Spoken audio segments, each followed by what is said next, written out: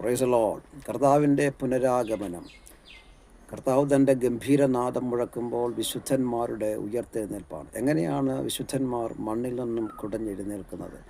70-80 വർഷത്തിന് മുമ്പ് മണ്ണിൽ കൊണ്ട് കുഴിച്ചിട്ടിരിക്കുന്ന വിശുദ്ധന്മാർ മണ്ണോടായി മാറി മണ്ണിന് ശരീരം വളമായതുപോലെ മാറ്റപ്പെട്ട് കഴിഞ്ഞ് എങ്ങനെയാണ് പിന്നെ ഉയർത്തെഴുന്നേറ്റ് വരിക?